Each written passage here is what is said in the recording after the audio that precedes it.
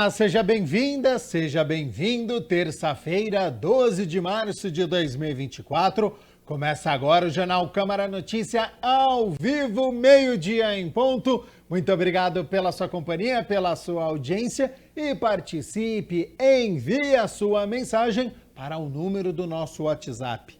19 é o nosso DDD, para você que é de Campinas e região, pode ir direto no número 978293776 ou você tem a opção de enviar esta mensagem através do nosso QR Code. Está com o seu celular aí perto? Pegue o celular, abra a câmera como se fosse tirar uma foto e você vai apontar a câmera do seu celular aqui, ó, para este QR Code, porque aí já vai aparecer uma mensagem na sua tela. WhatsApp da TV Câmara Campinas. Você aperta e pode enviar o seu elogio, uma crítica construtiva, o que você quer assistir aqui no nosso telejornal, que a gente conversa ao vivo.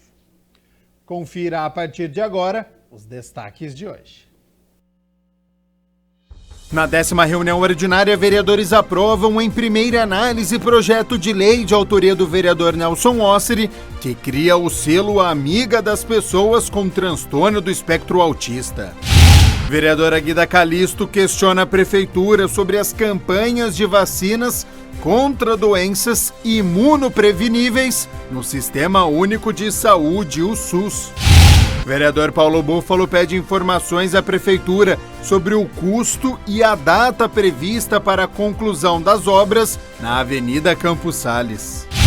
E Frente Parlamentar de Bares e Restaurantes da Câmara discute alternativas para aferições sonoras nos estabelecimentos de Campinas. E a gente abre a edição de hoje falando sobre saúde.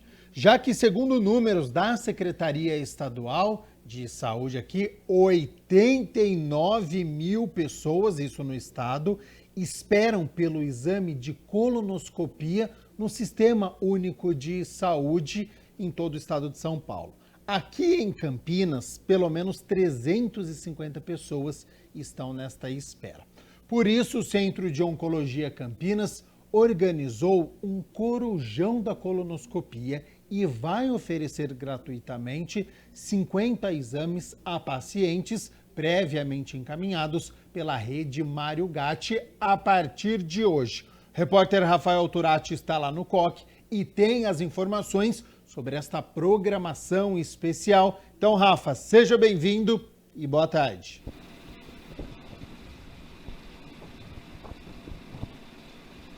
Fala, Gabriel, boa tarde a todos que nos acompanham. Isso mesmo, eu estou aqui na sede do COC, o Centro de Oncologia Campinas, em Barão Geraldo, porque estamos no Março Azul Marinho, mês de conscientização contra o câncer coloretal.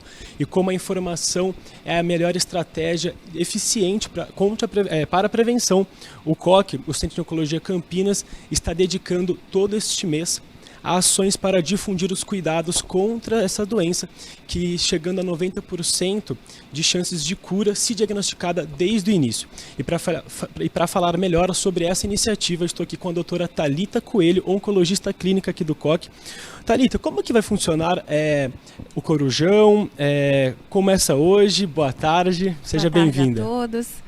O corujão, na verdade, retrata o nosso comprometimento do COC, não só com o melhor tratamento para o paciente, mas também com a prevenção, né? Que a prevenção é a grande arma que a gente tem contra essa doença, tá? Março foi definido pela Organização Mundial de Saúde como o mês de conscientização e prevenção do câncer de colo retal, e pensando nisso, o COC criou várias ações para a gente tentar diminuir a incidência e educar esses pacientes, né? Então, nós vamos fazer o corujão da colonoscopia, com parceria junto com a Secretaria Municipal de Saúde.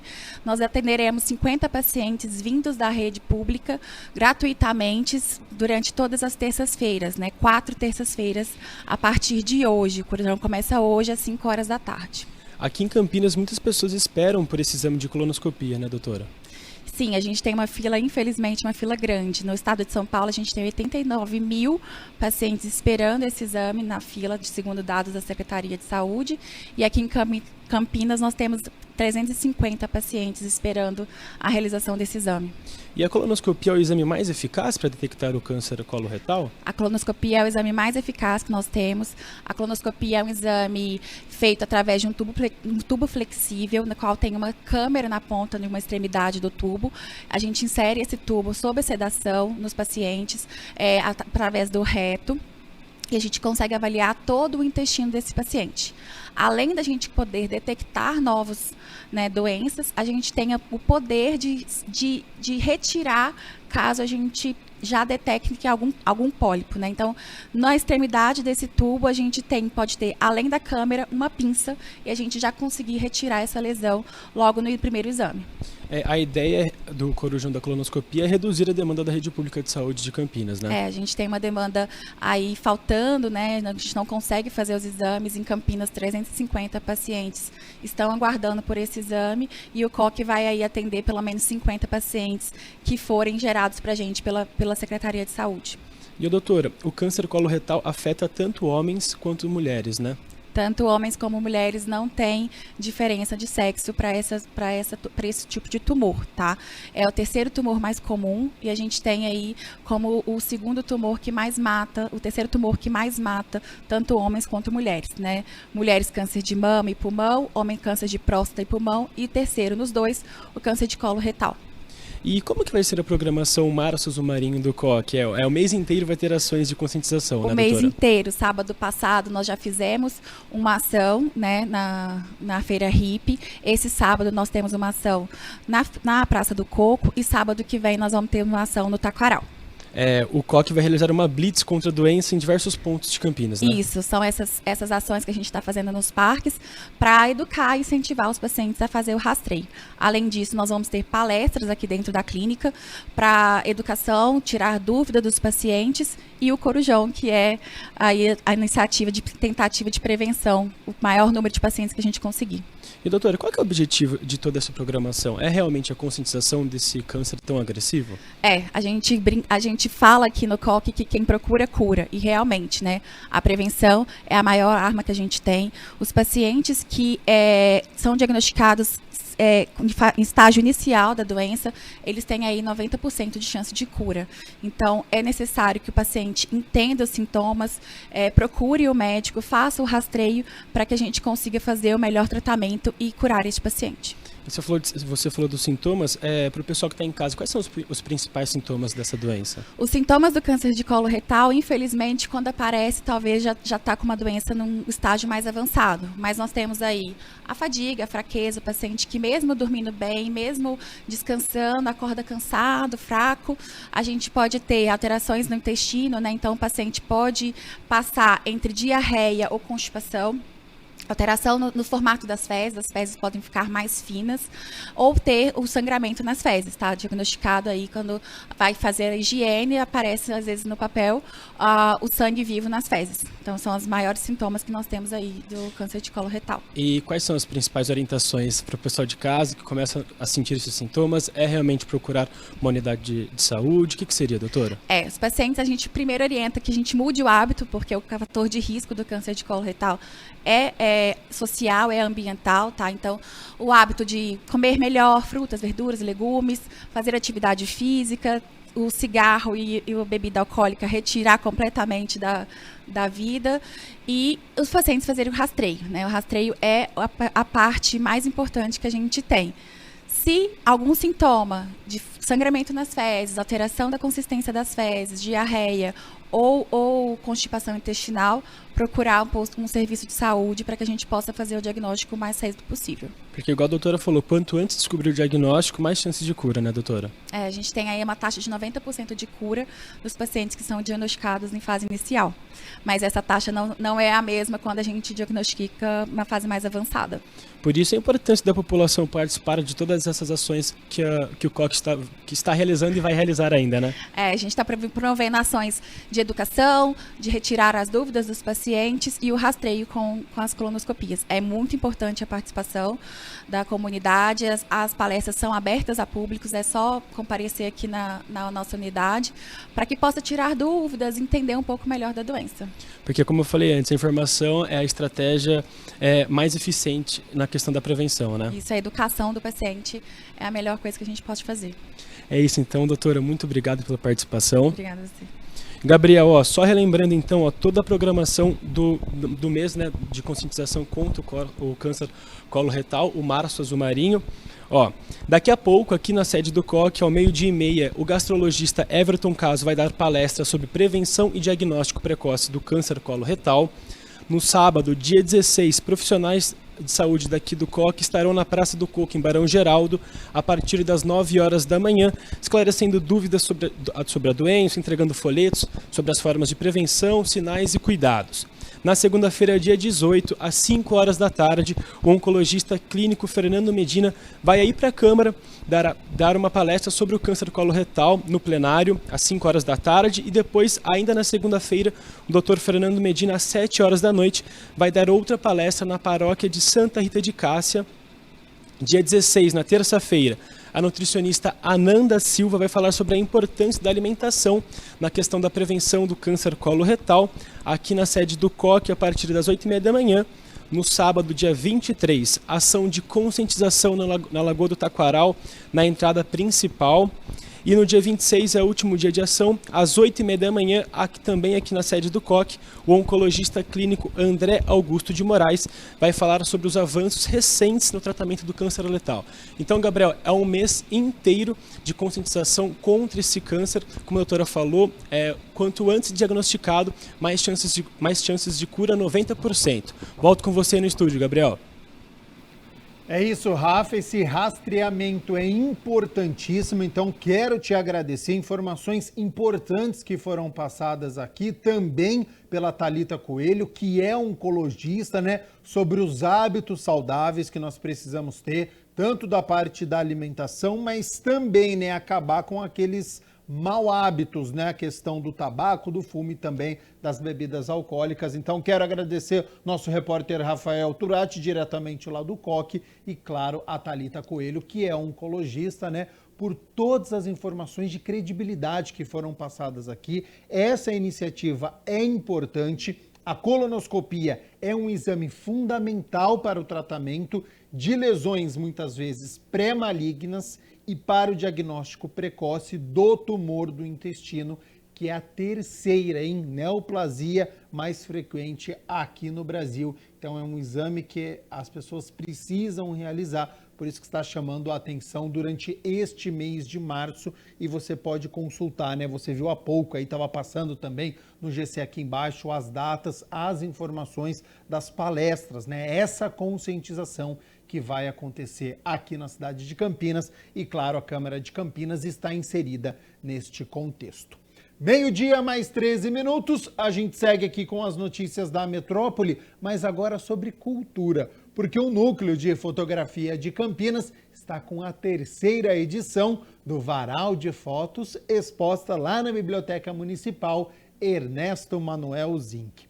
As obras dos 11 fotógrafos expositores foram inspiradas no tema da 21ª Semana Nacional dos Museus do ano passado, e você pode conferir até o dia 31 de março. Olha só.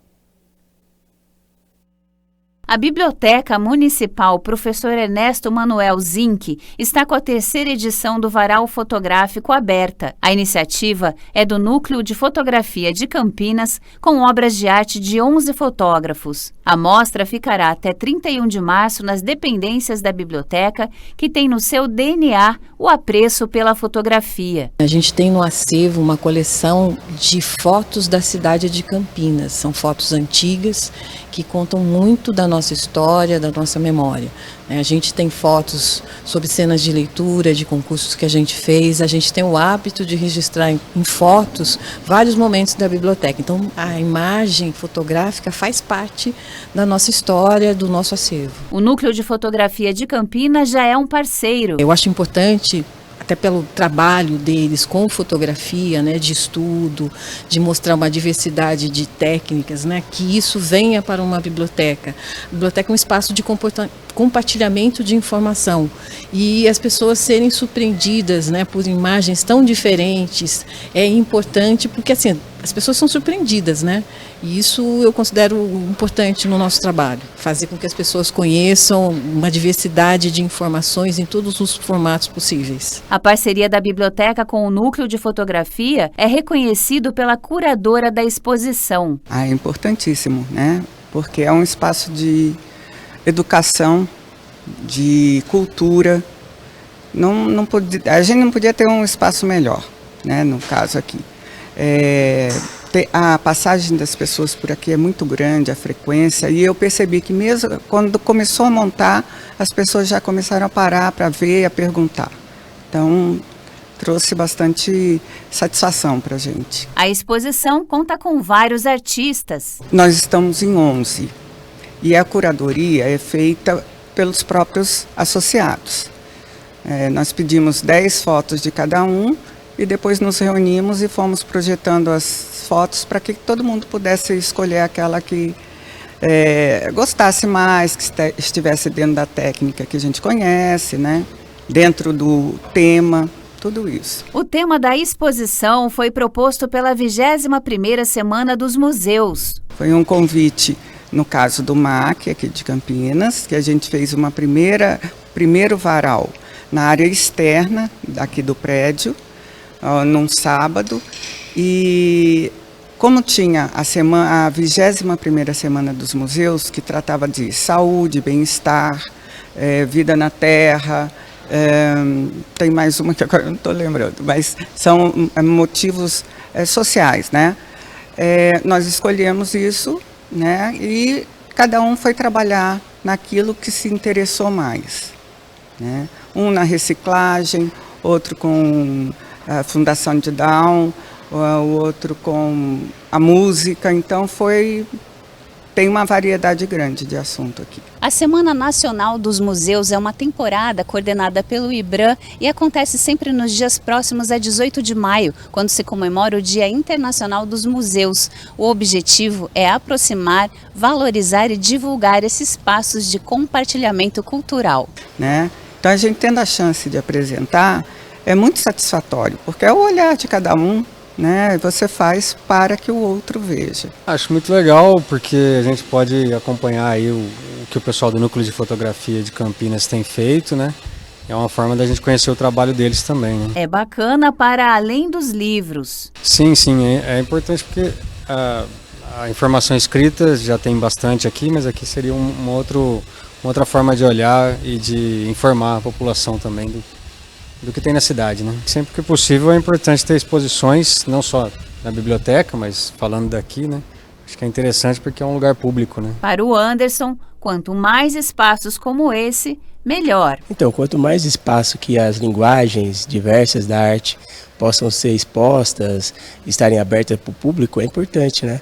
É uma forma de refletir o mundo de diversas maneiras. Então eu acho bastante importante. O efeito surpresa da exposição é impactante. Quando você vem para um espaço e ele te surpreende trazendo outras linguagens, isso enriquece também a forma que você pode aproveitar esse espaço, a forma que você pode interagir com ele e sair. Quem ganha, todo mundo ganha, né? Sair ganhando. E para quem quiser conferir a exposição... Até 31 de março, sempre de segunda a sexta, das 9 às 17. 12:00 mais 19 minutos. Muito obrigado pela sua companhia, pela sua audiência. Estamos ao vivo nesta terça-feira. E atenção, você morador da região do Campo Belo, hein? Amanhã, quarta-feira, dia 13, e na quinta-feira, dia 14, estarão abertas 1.000 vagas para agendamento de castração de cães e gatos. Os horários, vamos lá então, hein? Das 9 da manhã ao meio-dia e da 1h às 4h, lá na AR-15, que fica na rua Tenente Polícia Militar Carlos Mendes, número 10, no bairro Jardim Marisa. Lembrando que para fazer este agendamento é necessário a pessoa ter mais de 18 anos, tem que levar o comprovante de endereço no nome do solicitante e documentos pessoais. A castração do animal acontece semana que vem, do dia 19, terça-feira, até 22 de março, sexta-feira, dependendo do agendamento que será realizado. Bom, vamos com as notícias do Legislativo, porque ontem foi dia da 10ª reunião ordinária.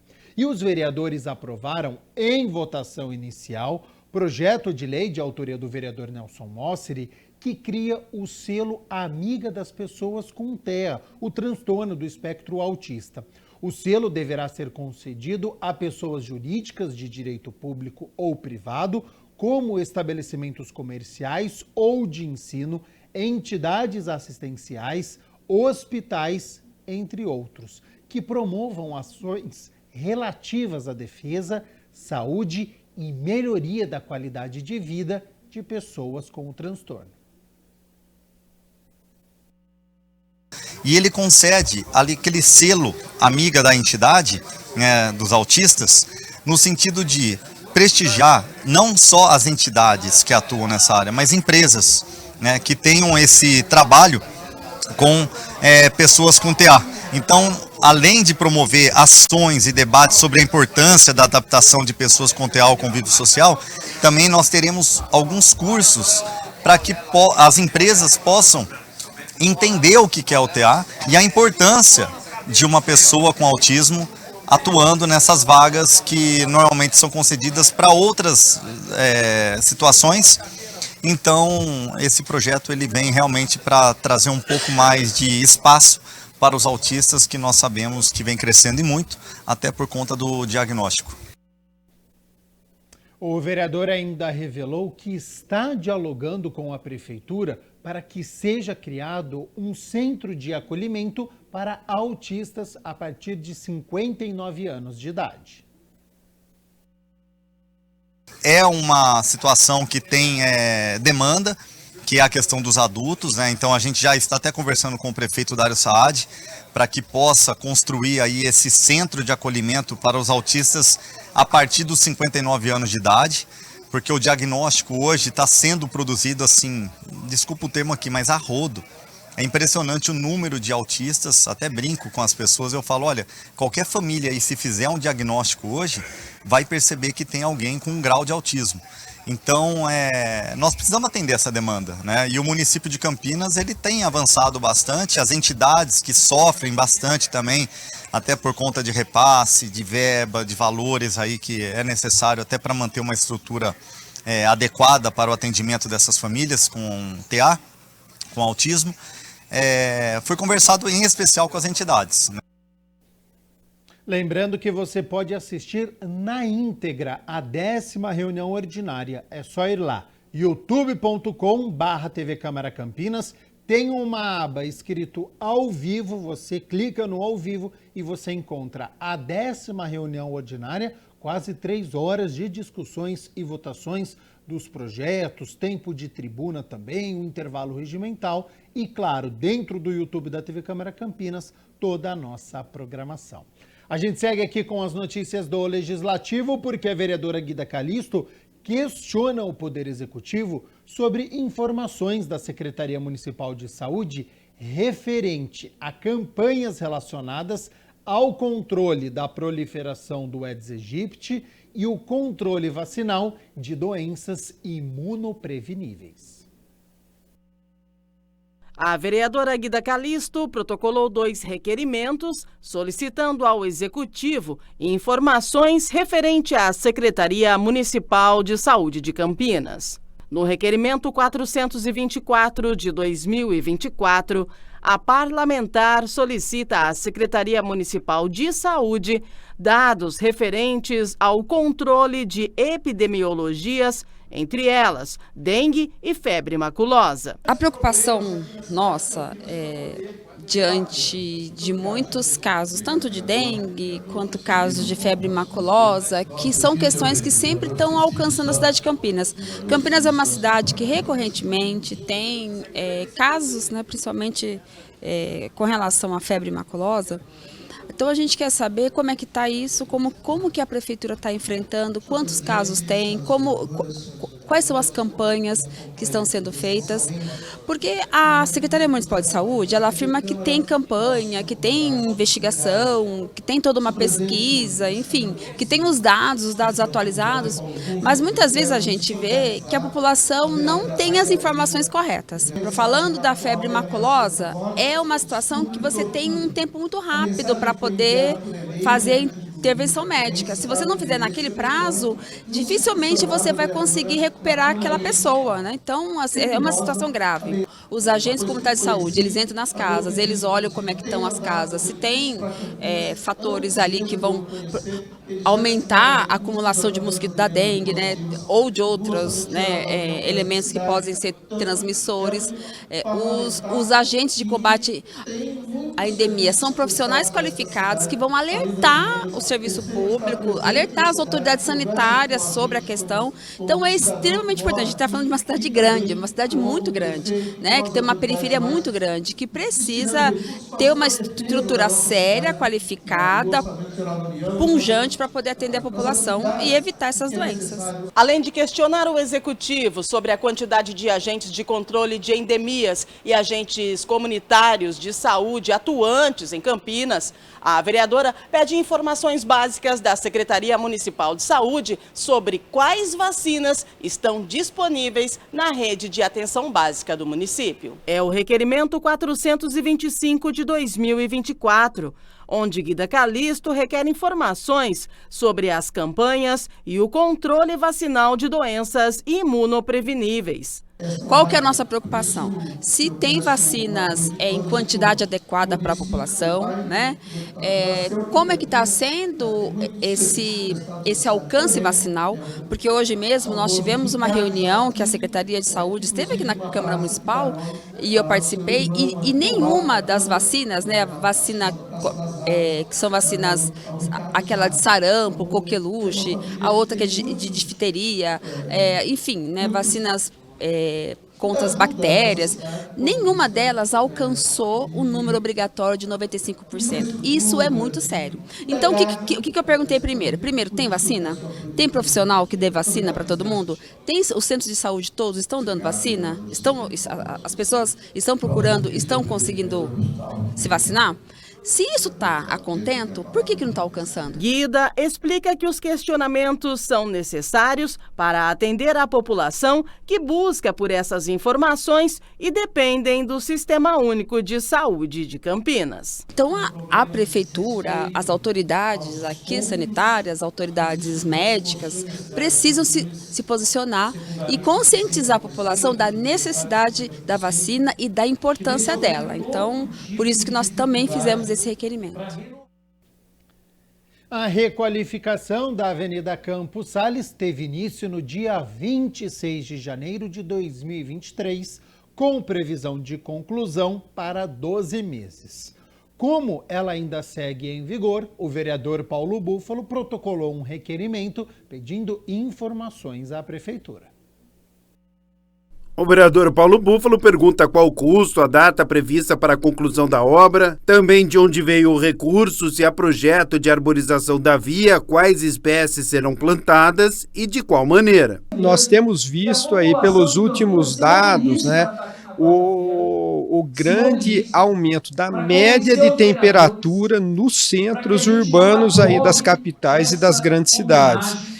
Então, o que nós ouvimos ali de várias pessoas ali, moradores inclusive do centro, né, é de que toda obra, toda intervenção desse tipo, de grande porte urbano, ela precisa guardar espaços para arborização, para evitar tanto a questão das ilhas de calor, como melhorar o conforto térmico. Então, eu tenho um projeto tramitando aqui na casa que fala sobre a questão da cidade esponja.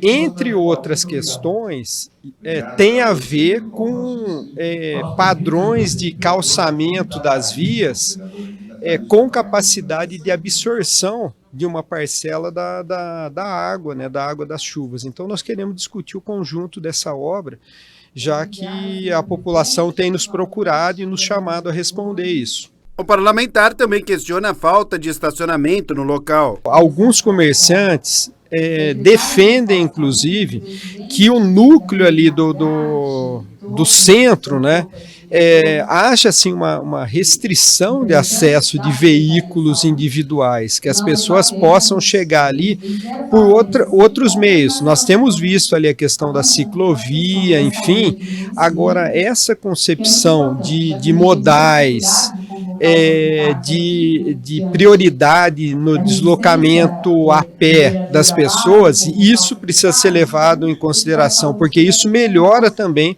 a circulação e o cuidado no centro da cidade. Então é uma preocupação também que está no nosso requerimento. A requalificação aqui da Avenida Campos Sales começou no dia 26 de janeiro de 2023, com previsão de conclusão em 30 dias. As obras ficaram interrompidas durante 23 dias. Segundo a Prefeitura, os trabalhos foram estendidos por conta das fortes chuvas durante esse período. As obras entraram na reta final agora, em março. A sinalização do solo e de placas foi concluída ao longo de toda a via. A preocupação é o atraso, né, das obras, a demora, enfim, né, e a própria participação dos comerciantes. Nós temos sido procurados assim, por alguns comerciantes do centro, pessoas que utilizam ali aquela região, questionando quando é que vai ser, dar conclusão, como que as obras estão indo. Eles têm se deparado, por exemplo, com equipamentos urbanos ali, um pouco estranhos assim à realidade ali do centro, né? E as pessoas estão querendo ser ouvidas também para falarem a respeito disso. Então nós pedimos essas informações, né? Sobretudo no que diz respeito a prazo e os investimentos ali para a conclusão dessas obras. Motivado pelas reclamações dos munícipes, o vereador Gustavo Peta protocolou um requerimento solicitando informações sobre a aplicação dos 70% de desconto na tarifa do transporte escolar municipal. O vereador Gustavo Peta protocolou o requerimento de número 445 de 2024, solicitando informações sobre a emissão, a carga e o uso dos bilhetes escolares, com direito a 60% de desconto para estudantes de Campinas. Olha, são estudantes, mães, pais, que estão reclamando da forma que estão sendo atendidos pela Transurc. Na verdade, esse é um problema corriqueiro, quase todo ano isso ocorre. A Transurc tem um atendimento muito precário, muito desorganizado e com exigências muitas vezes que não se justificam. Porque a maioria desses alunos já tiveram o seu direito garantidos durante o ano passado e estão agora lutando para renovar. Então só bastava, na minha concepção, a Transurc pegar a lista de alunos que as escolas e as universidades cedem para poder validar a continuidade do direito. De acordo com a Lei 9.788 de 98, tem direito aos 60% de desconto na tarifa do transporte público os alunos do ensino fundamental e médio, da escola pública e particular, do ensino oficial ou técnico. Todos os alunos devem residir na cidade de Campinas e no mínimo a 1.000 metros de distância do estabelecimento de ensino. Para o vereador, os direitos previstos em lei têm que ser respeitados. Porque são dois direitos. O direito de 50% de desconto para os universitários e o direito de 60% de desconto para os alunos secundaristas. Alguns questionamentos são frequentes. Olha, na verdade, o que todo mundo reclama é a quantidade de documentos exigidos, as dificuldades no próprio atendimento, que acontece parcialmente online, mas parcialmente atendimento na própria sede da Transurc.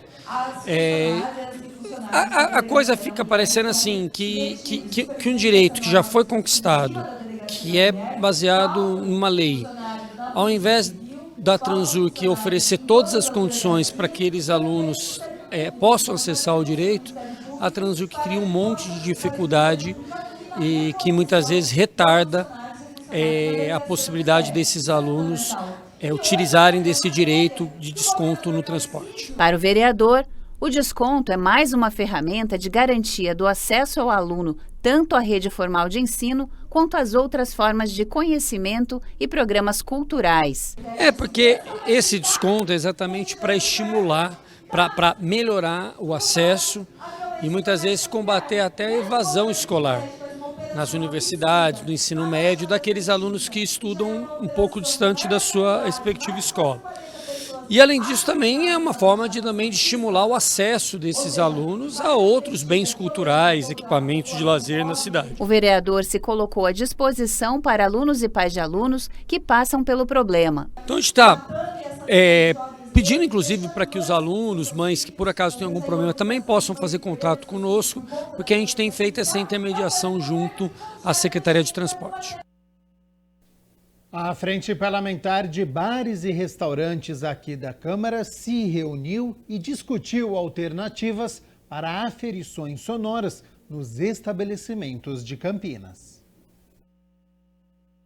A Frente Parlamentar de Bares e Restaurantes de Campinas, presidida pelo vereador Otto Alejandro, acompanhado do também membro Arnaldo Salvetti, realizou uma reunião para debater o substitutivo total ao projeto de lei ordinária 275 de 2023, que pretende ajustar a maneira que as aferições sonoras são realizadas no município, com o objetivo de trazer mais transparência nas denúncias respeitando a nova Lei Geral de Proteção de Dados. Nós fizemos a primeira audiência aí e nós tivemos alguns empecilhos aí em conversa com o Ministério Público, em conversa com a secretária de Urbanismo, com o próprio governo.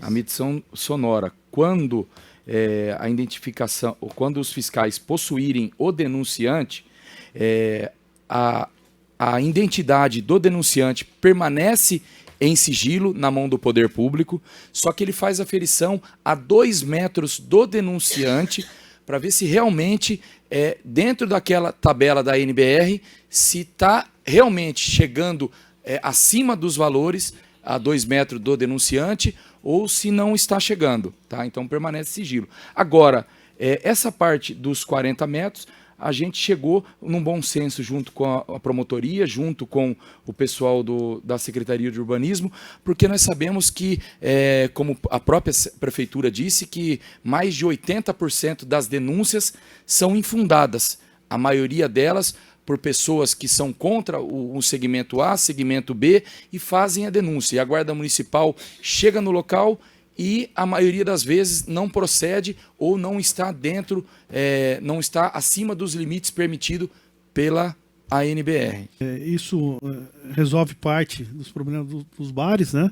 Depois nós temos outras questões para discutir e também dos moradores de Campinas. Durante o evento, a Frente Parlamentar recebeu o presidente da Associação Brasileira de Bares e Restaurantes, Matheus Mazon, que dá destaque à proposta de mudança do documento. Esse projeto de lei, esse é justificativo, porque é uma incongruência você ter que fazer uma medição pautada na ciência, com 450 pontos para cada um dos momentos, analisando como que é o barulho resíduo, o som residual, né, o impacto sonoro residual antes da operação acontecer, durante a banda tocando, enfim, o que está acontecendo e no final. E aí, quando você é medido, uma medição é feita. Então tem uma incongruência, porque de um lado a gente tem que usar a ciência para mostrar como que funciona todos os processos acústicos que o estabelecimento tem que ter, etc., mas do lado de medir isso, ele é feito de uma forma errada, não respeitando uma regra matemática, científica, que ela precisa de mais informação para que você consiga chegar nos resultados exatos.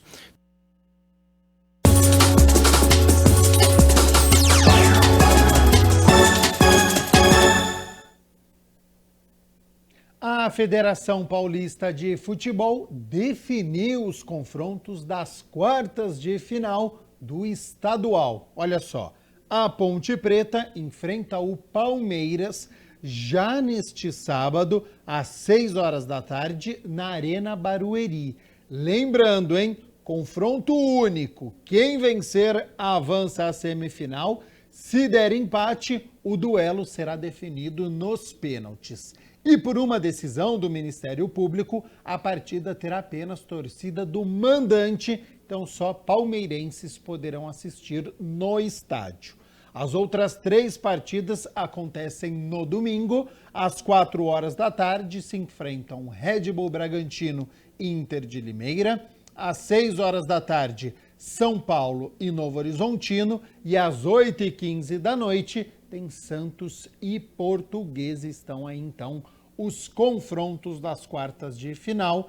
E na sexta-feira a gente fala mais sobre Palmeiras e Ponte Preta, até porque o técnico João Brigatti não pode contar com o meia Dudu e nem com o atacante Gabriel Novaes, 2 jogadores que na maior parte do Campeonato Paulista figuraram no banco de reservas, mas poderiam ser alternativas. Então o treinador aguarda aí também departamento médico, a questão do zagueiro Nilson Júnior, para poder definir os titulares e também as opções para o banco de reservas.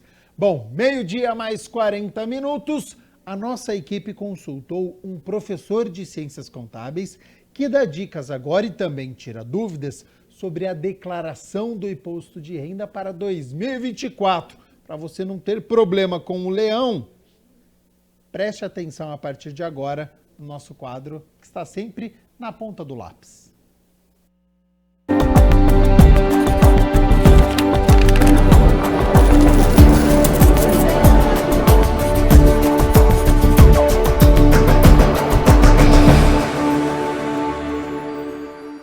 Está no ar mais um Na Ponta do Lápis e o tema de hoje é sobre a declaração do imposto de renda.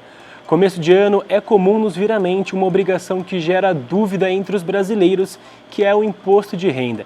Então, pensando na melhor maneira de você declarar seu imposto de renda sem problemas com o leão, eu estou aqui com o professor de Ciências Contábeis da Faculdade PUC Campinas, Adriano Luiz da Costa. Professor, para começar, para o pessoal que está em casa e não sabe ao certo o que é, né? O que é o imposto de renda, como que funciona a declaração do imposto de renda? Bem, Rafael, a declaração de imposto de renda, ela é um conjunto de informações que o contribuinte tem que mandar para o governo uma vez ao ano. O que acontece é que a apuração do imposto de renda no Brasil, ela tem caráter anual. E ao longo do ano, os contribuintes eles sofrem as suas retenções ali nos seus contra-cheques, nos seus olerites da parte do imposto de renda, tem as suas despesas, os seus gastos, e ao final do período, então, normalmente no início do ano seguinte, que é o caso agora, o contribuinte então tem que fazer a sua declaração, onde ele irá informar para o fisco todos os gastos que ele teve que podem ser abatidos e todos os rendimentos tributáveis que eles tiveram. E a declaração do imposto de renda gera diversos receios nos contribuintes, visto que há diversas mudanças a cada ano, né? E o que mudou na declaração do imposto de renda para este ano de 2024? Bem, veja bem, nós não temos tido grandes mudanças na declaração nos últimos anos. A grande inovação até aconteceu no ano passado, quando nós tivemos ali a inclusão da possibilidade de receber a restituição do imposto de renda via Pix. Então foi uma grande inovação. Mas também nos últimos anos nós tivemos a questão da declaração de imposto de renda pré-preenchida. O que é a declaração pré-preenchida? A Receita Federal, ela recebe de outras fontes diversas informações sobre o contribuinte. Então, por exemplo, a empresa que você trabalha, ela informa anualmente para o fisco a DIRF, que é a Declaração de Retenções de Imposto. Essa informação a Receita já tem, mesmo antes do contribuinte fazer a sua declaração. Os médicos, por sua vez, informam a EDMED, onde consta ali todos os recebimentos que eles tiveram de pagamentos médicos, não só médicos, mas também clínicas, hospitais. Por outro lado, as imobiliárias também têm uma declaração chamada de IMOB, que informa também todas as movimentações ligadas ao aluguel, e a Receita também recebe essa informação. Nós temos também ali as informações DEFIN, que tratam das informações financeiras, que os bancos também recebem. Então, com a declaração pré-preenchida, o contribuinte ele consegue já receber todas essas informações na sua declaração e ele precisa confirmar. Então, é uma das grandes inovações do fisco, né? Então, boa parte da declaração já vem pronta e o contribuinte ele vai ali revisar se de fato aquela informação bate com o seu informe de rendimento, com as suas despesas, enfim, e ele vai confirmar. Outro grande receio é justamente se tem todos os documentos, né? Então a questão é, eu peguei todos os recibos médicos que eu deveria ter pego, eu peguei ali o meu comprovante de aluguel, o pagamento das escolas das crianças, eu peguei lá a informação da escola, porque essas informações, se elas não tiverem exatamente iguais ao que a Receita já tem, ou houverem distorções entre o declarado e o documento, pode gerar o risco de malha fina, que essa é a grande preocupação. E uma vez caindo o contribuinte em malha fina, o que vai acontecer? Ele pode chegar num caso extremo de ter o seu CPF bloqueado. E o professor, então, para quem está em casa, quem que precisa declarar o imposto de renda? Bem, devem declarar imposto de renda aquelas pessoas que ganharam acima de 28.500, um pouquinho acima de 28.500, não lembro agora com exatidão se é R$ 28.561, mas acima de 28.500 é obrigado a declarar. Também aquelas pessoas que tiveram movimentação de aplicação em bolsa de valores, também o contribuinte rural, que queira aproveitar prejuízo do ano que ele tem obtido em anos futuros. Basicamente são essas pessoas aí que devem fazer a declaração de imposto de renda. E o senhor falou que da malha fina, né? Para o pessoal não cair na malha fina, não ter problema com o leão, quando começa o período para declarar o imposto? Então a declaração de imposto de renda, ela vai do período de 15 de março a 31 de maio. Então nós temos um período aí de mais ou menos 45 dias, né? Onde é possível o contribuinte preparar a sua declaração com bastante calma, bastante cuidado, né? E aí entregar ao fisco. Porque igual o senhor falou, que é fundamental a pessoa separar os documentos, tudo para fazer a declaração, né, professor? Sim. Vamos dar uma revisada nos documentos, que eu acho que é um ponto importante. O que a pessoa física deve ter de documentos para fazer a declaração? Primeira informação é justamente da sua fonte pagadora, que é o informe de rendimentos anual que a empresa vai disponibilizar, a empresa ou o contratante, né, pessoa jurídica, vai dar à pessoa física contratada. Nele vai constar lá o total de recebimento de rendimento que a pessoa teve no ano, o total de desconto ali de previdência oficial, INSS, também lá a sua contribuição de imposto de renda retido na fonte, que depois na declaração pode ou não virar restituição. Então esse é um dos principais documentos. Outro documento muito importante é, na realidade, a movimentação financeira, o extrato de conta corrente bancária. Então no banco, nos sites dos bancos, é possível que a gente tenha aí o extrato específico para imposto de renda. Todos os bancos têm disponível lá no seu site, então é importante tirar. Lá nesse extrato vai aparecer o saldo da conta corrente no período anterior, o saldo atual, vai ter ali as movimentações de empréstimo, se houve, ou pagamento de parcelas, então é fundamental. Além disso, também as despesas médicas, nós já tínhamos falado um pouquinho sobre isso, né? Então, nas despesas médicas, o que é importante? O contribuinte ele deve ter guardado numa pasta, ou criar o hábito de organizar, ter ali todos os recibos que foram feitos ali com gastos com consultas médicas, pagamentos ali de exames laboratoriais, cirurgias, internações, qualquer tipo de consulta, né? Então é importante guardar esses documentos para poder informar na declaração. Outra questão muito importante vem também ligada aos dependentes. Então, quando for informar o dependente, ter em mente se esse dependente tem algum tipo de rendimento ou não. Então nós vamos falar depois em mais detalhes disso, mas há situações que é melhor não informar o dependente, certo? Além dessa questão do dependente, temos também as despesas, os gastos escolares, né? Não somente dos filhos. Eventualmente o contribuinte está fazendo uma faculdade, um curso profissional, ele pode abater essas despesas, tem a limitação ali, independente do gasto que ele teve anual, tem uma limitação de R$ 3.200. Mas, desde que ele tenha os recibos, é mais um fator que pode ajudar a reduzir aí os seus gastos. Outra documentação muito importante, que pode ser que venha no próprio informe de rendimentos da empresa, ou em alguns casos a pessoa mesmo paga, é o plano de saúde. Então, se a pessoa é empregada e tem o desconto de plano de saúde em folha de pagamento, no informe anual que vem da própria empresa, já vai vir ali informado qual é o valor que foi descontado e que pode gerar o benefício. Aí tem que ter um cuidado, porque muitas vezes tem a participação da empresa e a participação do empregado. Então o empregado ele tem que informar esses dois valores, mas o que vai gerar benefício para ele é justamente a parcela que ele está contribuindo, a parte que ele sofreu o desconto em folha de pagamento, né? E se ele tiver contratado um plano como pessoa física, privado, que ele não sofra retenção, é importante também declarar esses gastos de acordo com os recibos, os documentos que ele tem. E, professor, existem duas plataformas para fazer a declaração, o Meu Imposto de Renda ou o Programa Gerador de Declaração? Na realidade, nós temos 3 possibilidades, sim. Nós temos hoje a possibilidade da declaração online, né, onde o contribuinte ele acessa o site gov.br, dentro da área Meu Imposto de Renda, pode usar o seu smartphone, né, e fazer essa declaração já na hora ali. Normalmente quem escolhe essa metodologia é quem tem uma declaração mais simples, né? Você pode adotar também a questão de baixar o aplicativo no celular, e aí você vai poder fazer a declaração no celular. No celular você vai poder também baixar a declaração pré-preenchida, ou então a terceira forma, que é baixar o programa no computador, né? E, professor, você falou da declaração simples. Qual que é o mais indicado escolher, a declaração simples ou a declaração completa? Isso é uma boa pergunta também, que gera muita dúvida aí no pessoal, né? Então vamos entender um pouquinho. Na declaração simples, o governo ele dá um abatimento geral sobre os rendimentos na casa de 20%. Certo? Então você vai pegar seu rendimento tributável, fazer os abatimentos que já vem ali no seu informe de rendimentos, do INSS, enfim, e desse montante o governo ainda vai descontar 20%. E aí vai sobrar a base tributária para calcular o imposto do período. Então, se você tem uma declaração onde você não tem filhos, não tem dependentes, não tem despesas médicas, não tem gasto com educação, possivelmente esse modelo tende a ser o melhor para você, porque você vai ter um desconto normal ali de 20%, que na declaração completa você não teria.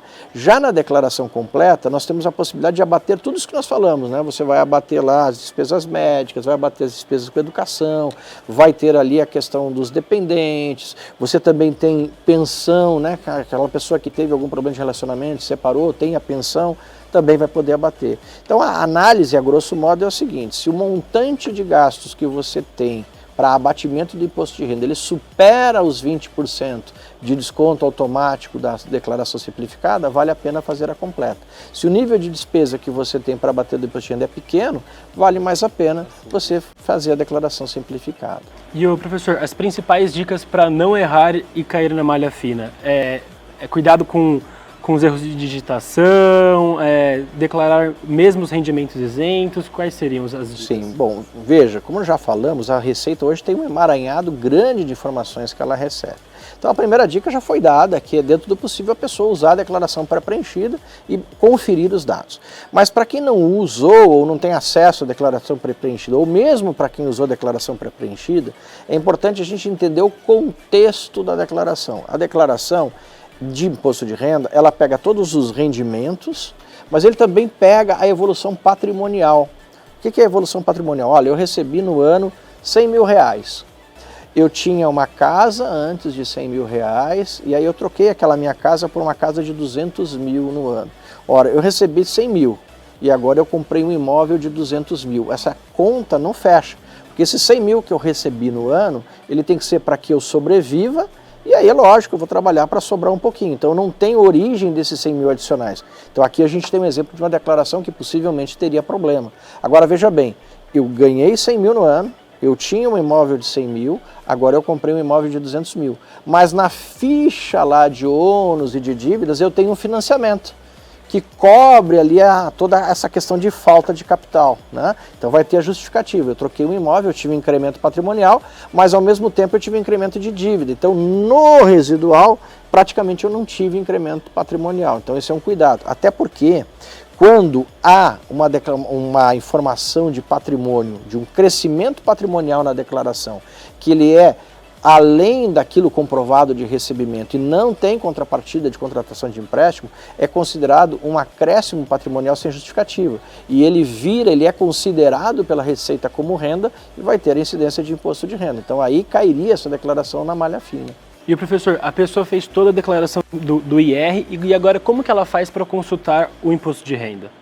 Bem, uma vez que ela tenha feito seu cadastro lá no gov.br, ela pode entrar lá no Meu Imposto de Renda e ela vai poder consultar a declaração do ano, vai aparecer lá inclusive no Meu Imposto de Renda todos os anos. Então ela escolhe o ano que ela quer consultar e ela vai enxergar se a declaração já foi processada pela Receita Federal, se houve algum problema de processamento ou até mesmo se já tem um cenário para restituição de imposto de renda. Certo. E professor, o que acontece se a pessoa não declarar o imposto de renda, atrasar o IR?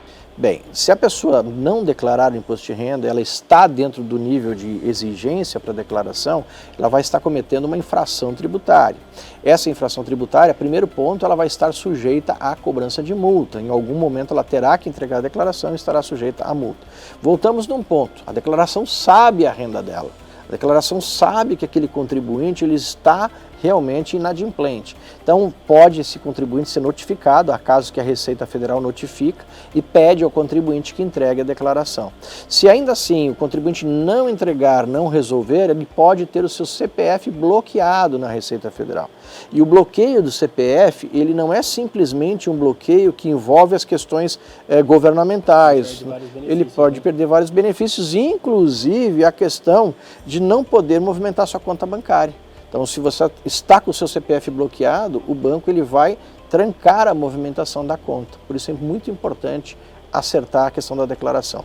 Mas aí você poderia até me perguntar também, mas pode entregar a declaração após o prazo? Atrasado. Atrasado? Pode, né? O que acontece? A declaração, uma vez que ela entregue atrasada, ela vai ter ali a cobrança de uma multa por atraso na declaração.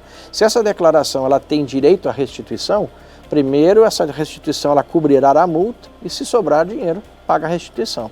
Se não sobrar, se não for capaz de cobrir toda a multa, haverá cobrança para o contribuinte. Por isso que é interessante o pessoal de casa ficar atento, observar rigorosamente os prazos, as datas para enviar a declaração do imposto de renda para evitar as multas. Né? Exatamente, e evitar o risco de ter o bloqueio aí também do seu CPF. E o professor, você falou da questão da restituição. Como que funciona isso? Veja, como nós falamos no início, o processo de apuração de imposto de renda no Brasil é um processo anual. Muitas vezes o contribuinte ele não se dá conta disso, né? Você está lá na empresa, todo mês você recebe seu contra-cheque, seu lerite, vem ali a retenção de imposto de renda e na visão do contribuinte naquele momento parece que ele já pagou tudo que ele devia para a Receita Federal. E isso não é bem assim, porque esse caráter da retenção ele tem um caráter como se fosse uma antecipação. Então todo mês é cobrado uma antecipação de imposto de cada uma pessoa e ao final do ano então é que é apurado se aquela antecipação ela foi suficiente para cobrir todo o imposto do ano ou se ela foi insuficiente. Se ela foi suficiente e foi a mais do que o imposto devido no ano, o que acontece? Esse excedente vai gerar a restituição, ou seja, eu devia 100 e ao longo do ano eu contribuí com 120. Então esses 20 que eu contribuí a mais vai me dar a minha restituição. Por outro lado, eu devia 100 de imposto de renda, né? E ao longo do ano eu contribuí com 50. Então no final do ano eu vou ter que ir lá na declaração fazer um pagamento complementar aí de imposto de renda de R$50.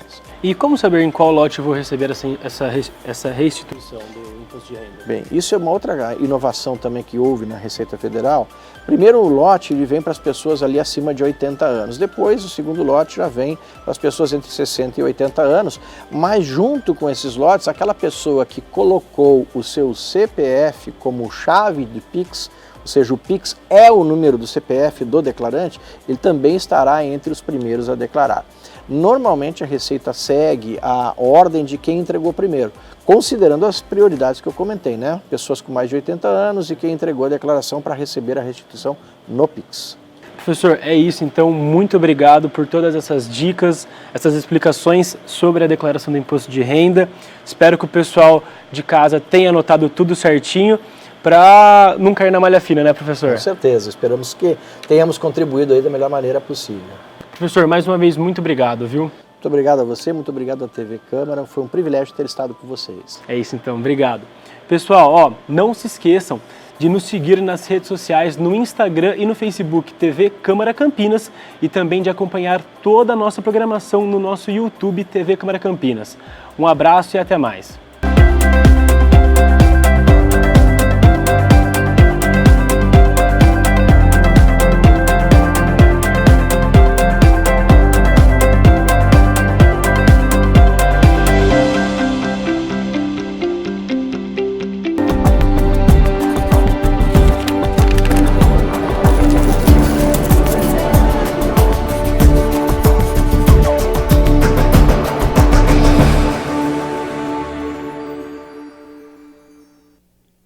E a Receita Federal liberou hoje o download para o programa utilizado para o Imposto de Renda 2024.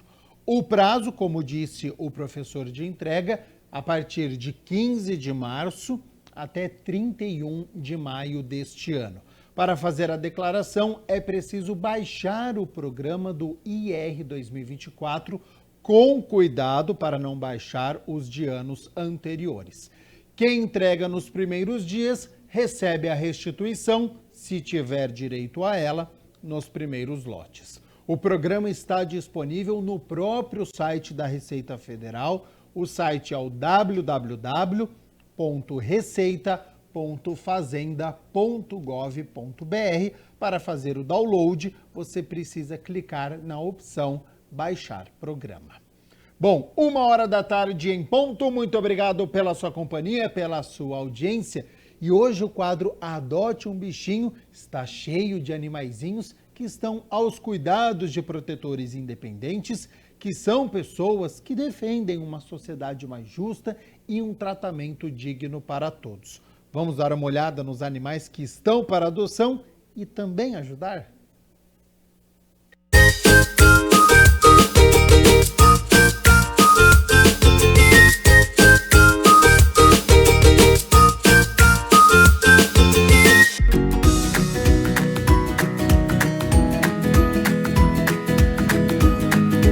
Vamos conhecer os bichinhos que estão para adoção nesta semana? Os protetores independentes têm focinhos para serem adotados. Esses 2 cães foram abandonados na Avenida Ibirapuera, em Campinas. Temporariamente vão ficar em um terreno de recicláveis, mas o local é bem perigoso para eles, tanto que um dos animais já cortou uma das patinhas. O mais importante neste momento é que a adoção seja conjunta. Se quiser adotar, entre em contato com o número que aparece na tela. Essa é a Maia, tem 1 aninho e de porte pequeno. Foi resgatada e já está pronta para ser adotada por uma família bem amorosa e interessada em companhia. Maia é maravilhosa. Vivi tem 3 anos, de porte médio para grande e pronta para ser adotada. Ela é muito boazinha, foi resgatada numa situação extrema, mas está mais saudável do que nunca e em busca de uma família que dê muito amor. Outro bichinho precisando de adoção é o Theo. Tem 1 ano, é de porte médio para grande, castrado e vacinado. Está aguardando por uma família bem especial. Esses 2 filhotes estão à procura de uma família. Eles são de pequeno porte e já estão prontinhos para ganhar muito amor e vários mimos. Se interessou? Entre em contato com a protetora independente pelo número disponível. E o DPBEA, Departamento de Proteção e Bem-Estar Animal, tem bichinhos aguardando um lar. A dona dessa carinha de brava é a Nicole. Foi resgatada da rua e recebeu microchip, está vacinada, vermifugada e será castrada. Ela está apenas aguardando um novo lar para poder transmitir todo o seu carinho aos novos donos. Marley é um filhotão superativo, sociável e que ama crianças. Marley adora brincar e fazer amizades. Se você procura um doguinho cheio de amor para dar e vender, dê uma oportunidade para o Marley. Esse gatinho com a pelagem toda fofinha e laranja já foi castrado, vacinado e vermifugado. Se você gosta de tranquilidade, ele é a companhia perfeita. Para quem quiser adotar qualquer animal do DPBEA, é só se conectar ao Portal Animal de Campinas, clicar no ícone Adoção e acessar as fotos e informações sobre os bichos.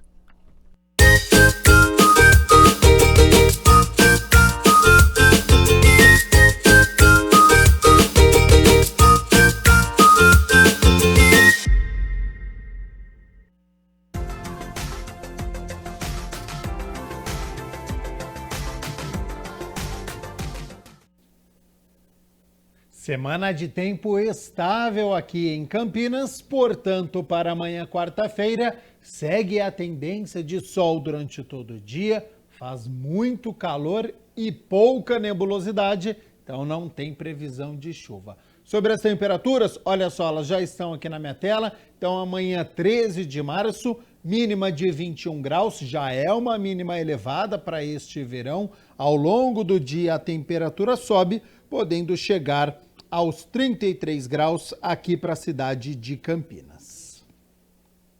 E olha só, eu tenho um convite a fazer a você que está nos acompanhando, porque hoje, às 7 horas da noite, acontece a reunião da Frente Parlamentar pelo retorno do Carnaval de Rua aqui em Campinas. Esta iniciativa é do vereador Permínio Monteiro e tem transmissão ao vivo aqui pela TV Câmara Campinas. O Jornal Câmara Notícia fica por aqui. Muito obrigado pela sua companhia, pela sua audiência. Continue na nossa programação e nos vemos amanhã na quarta-feira. Até lá. Tchau, tchau.